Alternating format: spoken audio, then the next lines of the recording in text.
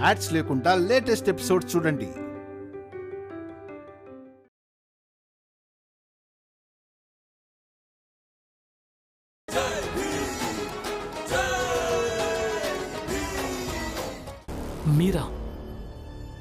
మీరు తాగేసి వచ్చారా బాలా అన్నయ్య? అవును, నేను తాగే వచ్చాను. ఎందుకంటే నిన్ను ఒకటి అడగడానికి. ఏంటి? మన చిన్నప్పటి నుంచి ఈరోజు దాకా నేను నీకెన్నోసార్లు సహకరించాను. ఎన్నోసార్లు కాదు, ఎక్కువ సార్లు నేను నీకే సహకరించాను. కానీ నువ్వు నాకెప్పుడు సహకరించావు చెప్పు. అలాగే నువ్వు లెక్కబెట్టి చెప్పు. ఎందుకంటే ఈరోజు మీ ఈ బాలా అన్నయ్య నిన్ను లెక్క అడుగుతున్నాడు. చెప్పు.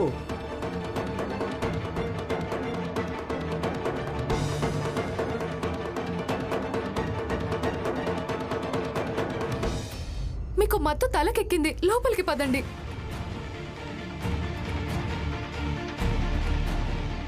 ఇద్దరు అన్నదమ్ముల మధ్య నువ్వు మాట్లాడకపోతేనే బాగుంటుంది.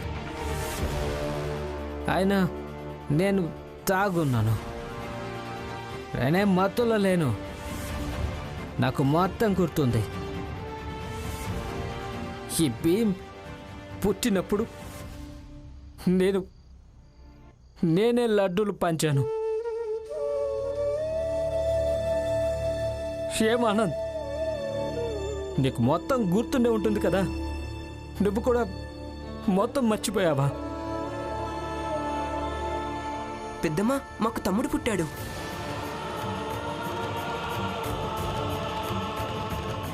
అక్కడ సతారాలో దాదాపు ఎక్కువ గొడవల్లో నేనే నీకు సహకరించాను. అసలు సతారా సంగతులే. ఇక్కడ బొంబాయిలో అప్పుడు మీ అందరినీ ఇక్కడి నుంచి బయటికి గెంటేసినప్పుడు అప్పుడు కూడా నీకోసం ఒకటి తెచ్చాను. చూడు, ఏముంది ఇందులో? కొన్ని ముఖ్యమైన కాగితాలున్నాయి, బహుశా నీకు పనికొస్తాయేమో.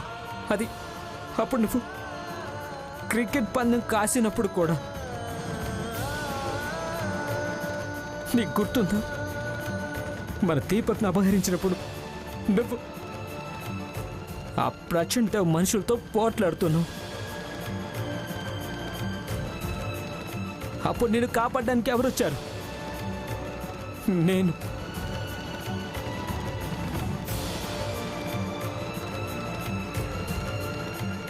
అప్పుడు ఆ పంచాయతీ పెద్దలు నిన్ను చెట్టి కట్టేసి కొట్టేవాళ్ళు. ఆ ఆంగ్లేయ అధికారిని ఎవరు తీసుకొచ్చారు? నేను, నీ బాలా అన్నయ్య.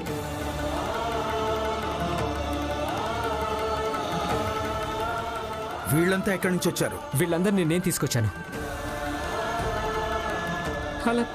అలా ఎన్నోసార్లు నేను నీకు సహకరించాను భీమ్. కానీ నువ్వు నాకెప్పుడు సహకరించావు చెప్పు.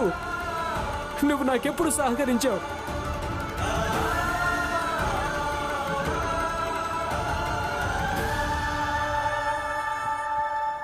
అన్నయ్య, బయట అన్నదమ్ములిద్దరూ ఒకరితో ఒకరు వాదించుకుంటున్నారు. మీరు చెప్పింది నిజమే అన్నయ్య. నేనెప్పుడు మీకు సహకరించలేకపోయాను. కానీ ఎందుకు భీమ్, నువ్వు నాకెందుకు సహకరించలేకపోయావు?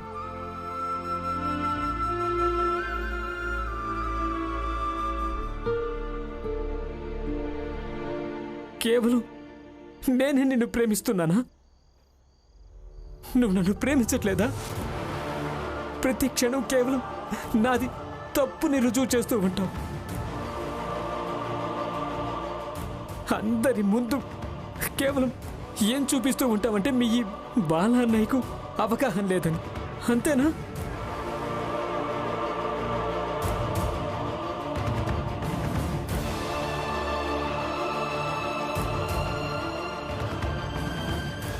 మీరు చెప్పింది నిజమే అన్నయ్య. మీరు నన్ను క్షమించండి.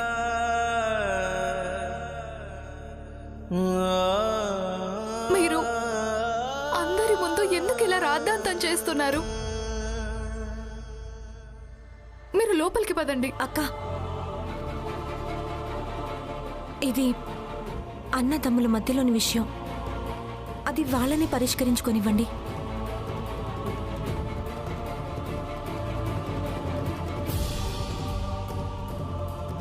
బాలాన్నయ్య, చూడండి, ఇప్పుడు మీరు చాలా మత్తులో ఉన్నారు.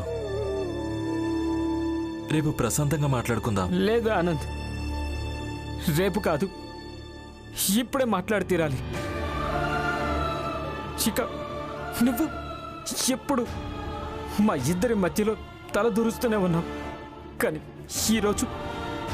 ఈరోజు నన్ను మాట్లాడివు.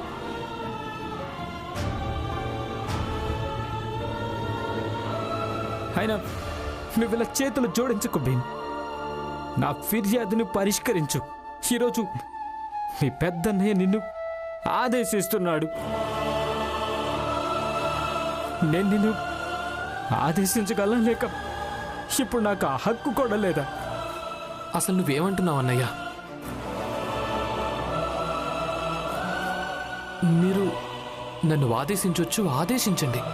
అయితే నేను నిన్ను ఆదేశిస్తున్నాను. ఈ రోజు నుంచి నువ్వు నాకు సహకరించాలి.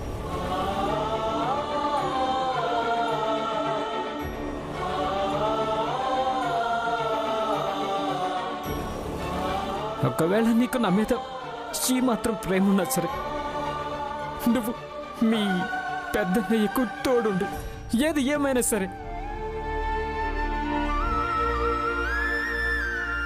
కానీ ఒకవేళ నువ్వు నాకు సహకరించుకుంటే నేను అర్థం చేసుకుంటాను నీకు నా మీద ఏమాత్రం ప్రేమ లేదని. అలాగే ఒకవేళ నీకు నా మీద ప్రేమ లేకుంటే నేను కూడా నిన్ను ప్రేమించలేను. రేపటి నుంచి ప్రేమించడం బంద్. రేపటి నుంచి ఎందుకు, ఈ రోజు నుంచి, ఇప్పటి నుంచే బంద్. సరే అన్నయ్య, సరే.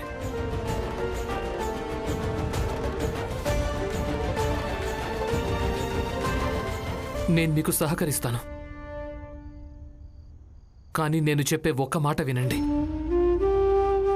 ఇక నుంచి మీరేం చేసినా సరే కేవలం ఒప్పే చేయండి. నేనెప్పుడు మీ పక్కన నిలబడే ఉంటాను. లేదు, ఇలాంటి మాటలు చెప్పి నన్ను ఇరికించదు. ఒకవేళ జనాలకి ప్రేమ ఉంటే వాళ్ళందరూ తప్పొప్పులు చూడరు, కేవలం సహకరిస్తారంతే. అసలు తేడా ఇదే కదా బాలాలయ్య. మిగతా వాళ్లకు, అలాగే ఈ కుటుంబానికి. అయినా ఈ తేడా కేవలం నా ఒక్కడి వల్లే లేదు. మీరు, ఆనందన్నయ్య, నాన్న, అలాగే అమ్మ, అంబేద్కర్ గురువు గారు, కేలుష్కర్ గురువు గారు చిన్నప్పటి నుంచి నన్ను ఇలా తయారు చేశారు.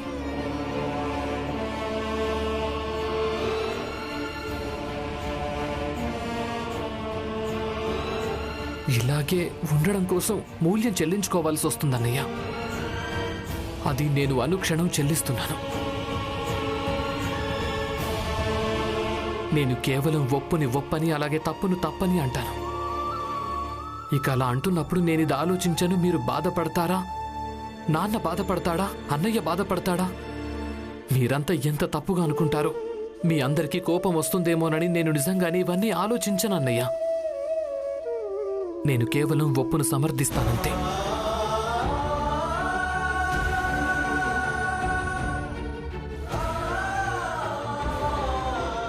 అయినా సరే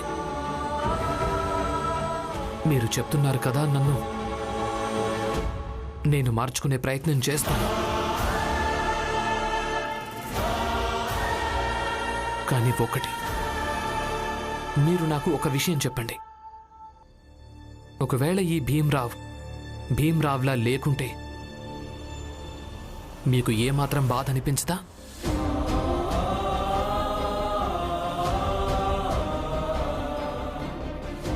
ఒకవేళ నేను పూర్తిగా మారిపోయాను అంటే అది చూసి భరించడం మీ వల్ల అవుతుందా? దానికి మీరు సంతోషిస్తారా?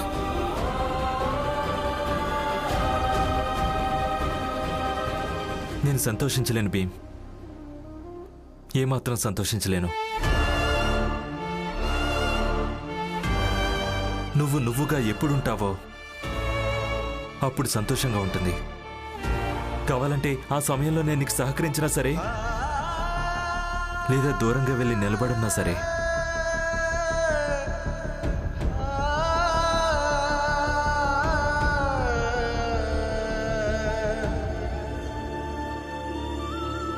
అన్నయ్య, ముగ్గురు అన్నదమ్ములు ఒకరితో ఒకరు వాదించుకుంటున్నారు. మనం బయటికెళ్ళి చూడడం మంచిది. మీరా, ఉత్తరం రాయడం పూర్తయిపోయింది. ఏది చిరునామా ఇవ్వు, దీని మీద రాస్తాను.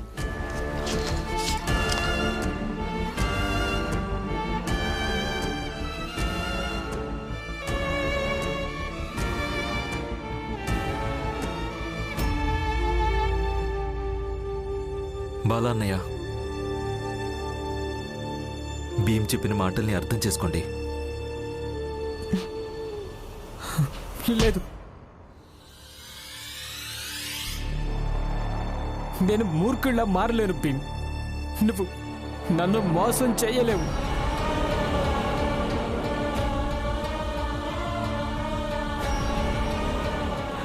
నాకు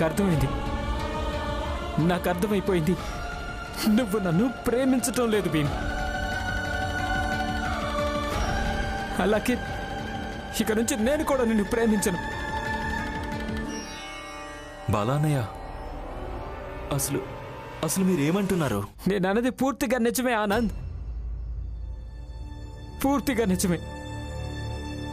అందరూ వినండి, ఈ రోజు నుంచి నేను వీడిని ప్రేమించడం లేదు. ఎందుకంటే ఈ భీమ్రావు నా చిన్న తమ్ముడికి నా మీద కొంచెం కూడా ప్రేమ లేదు. బాలాన్నయ్య, నేను మిమ్మల్ని ప్రాణంగా ప్రేమిస్తున్నాను అన్నయ్య. నేను మిమ్మల్ని ఎంతగా ప్రేమిస్తున్నానో మీకు ఎలా చెప్పాలి? ఇక మీరు ఇప్పుడు ఏమంటున్నారు? మీరు నన్ను ప్రేమించడం మానేస్తారా? ఇక నేను ఎలా బతకాలి బాలన్నయ్య? లేదు, దూరంగా వెళ్ళు. నువ్వు నన్ను ప్రేమించడం లేదు. నేను వెళ్ళను అన్నయ్య, వెళ్ళిపో. నేను మిమ్మల్ని నిజంగానే ప్రాణంగా ప్రేమిస్తున్నాను అన్నయ్య. నువ్వు నన్ను ప్రేమించడం లేదు. నేను మిమ్మల్ని ఎంతగానో ప్రేమిస్తున్నాను. నువ్వు నన్ను ప్రేమించడం లేదు. నేను ఇప్పుడు కోరుకునేది ఏంటంటే అన్నయ్య, మనందరం ఒకే ఇంట్లో ఎలా ఉన్నామో అలాగే మనందరం మళ్ళీ కలిసి ఉండాలని. అలాగే నేను ఎప్పుడు కోరుకునేది ఇదే అన్నయ్య, మనందరం సతారాలో ఎలా ఉన్నామో అలాగే మళ్ళీ ఎప్పటిలా ఉండాలనుకుంటున్నాను.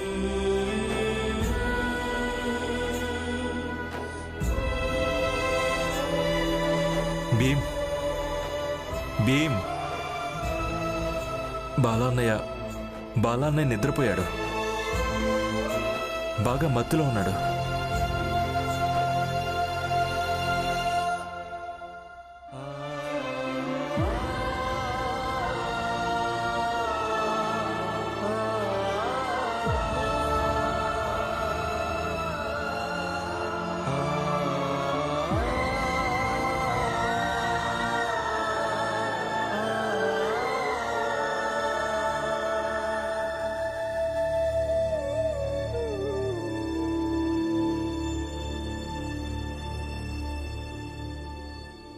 మీరా, ఈ ఉత్తరాన్ని భీమ్ డైరీలో పెట్టు.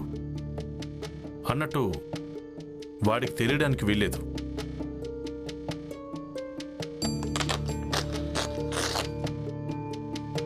వెళ్ళు, భీమ్ డైరీలో ఉత్తరం పెట్టేసిరా. అందరూ నిద్రపోయిన తర్వాత అప్పుడు మనిద్దరం ఇక్కడి నుంచి దొంగచాటుగా వెళ్ళిపోదాం. తెల్లారేసరికే మనిద్దరం చాలా దూరంగా వెళ్ళిపోయి ఉంటాం.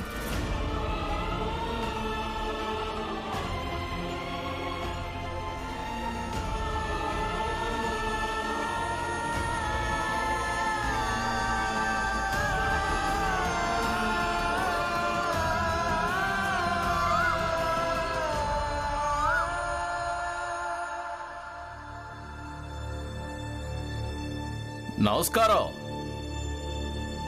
న్యాయవాది గారు మీరా? నమస్కారం. నమస్కారం. ఇంతకీ ఏంటి విశేషాలు? చెప్పడం ఎందుకు, స్వయంగా మీరే వచ్చారు కదా, మీరే కళ్ళారా చూడండి. రండి.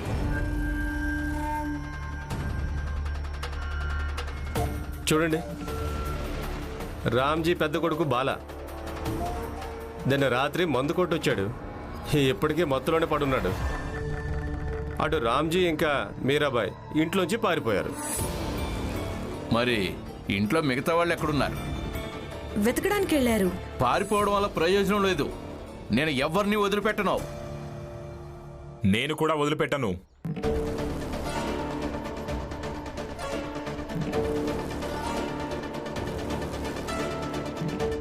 పెద్ద పెద్ద మాటలు చెప్పింది, కానీ ఇంతవరకు పనిలోకి రానేలేదు. రమ ఎక్కడుంది? అలాగే వాళ్ళిద్దరూ తనతో ఉన్న వాళ్ళు ఎక్కడా? చూడు, వాళ్ళందరూ వెతకడానికే వెళ్ళారు. కాసేపు ఎదురు చూడు, అంతా వచ్చేస్తారు. ఇంతకీ వాళ్ళందరినీ మీరెందుకు వెతుకుతున్నారు? రమ నాతో పందెం కాసింది. పందెమా? ఈ భీమ్ ఇంకా రమాలు ఎందుకని పందాలు కాస్తారు? జనార్దన్, ఒక్కసారైనా శాంతంగా ఉండొచ్చు కదా. అన్ని సమయాల్లో భీమ్ ఇంకా రమాన్ తిప్పిపడవడం, వాళ్ళ మీద ఎప్పుడూ ఫిర్యాదులు చేయడం అవసరమా?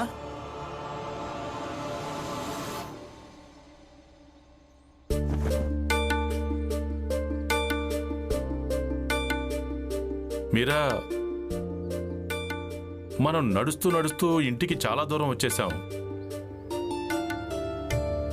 నాకేమనిపిస్తుందంటే ఇక ఇక్కడే ఎక్కడో ఉండడానికి చోటు అడగడం మంచిదని.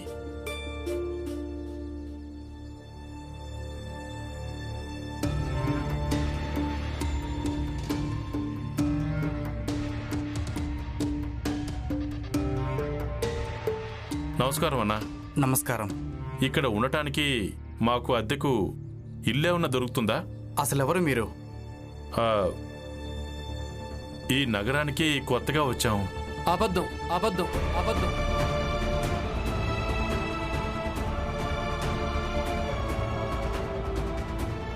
దలియమ్మ, మామయ్య పిన్ని వచ్చారా? ఇంకా రాలేదు. ఈ భీమరావు ఎక్కడున్నాడు? ఏమో తెలీదు. నేను పొద్దున లేచేసరికి మామయ్య పిన్ని అలాగే ఆయన కూడా లేరు. రమా, మేం కూడా అన్ని చోట్ల వెతికాం. వాళ్ళిద్దరు ఎక్కడా లేరు. ఎక్కడికి వెళ్ళిపోయారో ఏమో, కనిపించడమే లేదు.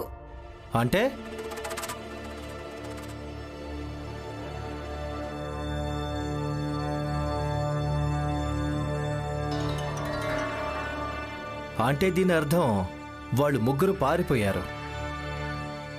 నేను ముందే చెప్పాను కదా, భీమరావు పిరికివాడని.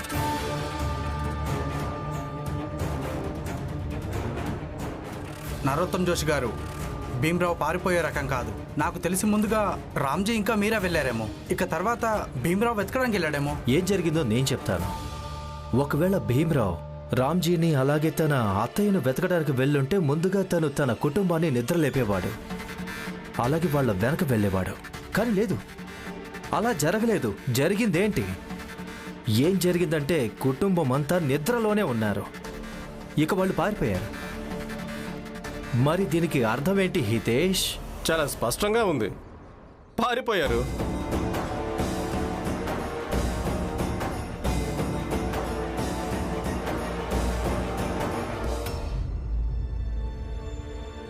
వీళ్ళిద్దరూ అబద్ధం చెప్తున్నారు. నాన్న, అత్తయ్య, మీరిద్దరూ నిన్న రాత్రి ఇంట్లోంచి బయలుదేరినప్పుడు అప్పుడే నాకు అర్థమైపోయింది. ఒకవేళ నేను తలచుకుంటే ఆ క్షణమే అందరినీ నిద్రలేపేవాణ్ణి. అక్కడే ఇంటి దగ్గరే మిమ్మల్ని ఆఫీస్ కూడా ఉండేవాణ్ణి. కానీ నేను చూడాలనుకున్నాను, వెళ్ళిపోతున్నప్పుడు మీకు మీ కుటుంబం కానీ మీ పిల్లలు కానీ గుర్తొస్తారా లేదా అని. నేను చూడాలనుకున్నాను, ఒక్క క్షణం పాటైనా మీకిలా అనిపిస్తుందా లేదా అని కూడా. మీరు ఇల్లొదిలి తప్పు చేశారని. కానీ మీకలా అనిపించలేదు. ఏం పర్వాలేదు, మీకు కొత్తిల్లే కదా కావాలి, కొత్తింటిని వెతుక్కోండి. నేనేమి ఆపను. అలాగే నేను నాతో పాటు ఇంటికి రమ్మని కూడా అసలు అనను. నేను కేవలం మీ కొత్తింటి బయట కూర్చుని ఉంటానంతే. ఎంతసేపు కూర్చుని ఉంటానంటే మీరిద్దరూ స్వయంగా ఇలా అనేంత వరకు మేము ఇంటికొస్తామని. రమా, వాళ్ళ గురించి ఏమైనా తెలిసిందా? లేదు, ఏమీ తెలియలేదు. భీమరావు గురించి? భీమరావు గురించి కూడా ఏం తెలియడం లేదు. నేను చెప్పాను కదా, పెరికివాడు భీమరావు పారిపోయాడు. నేను చెప్పేది లేదు,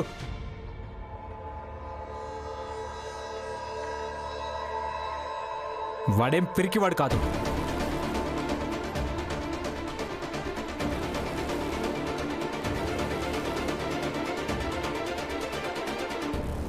జోషి గారు, భీమ్ పారిపోయే రకం కానే కాదు.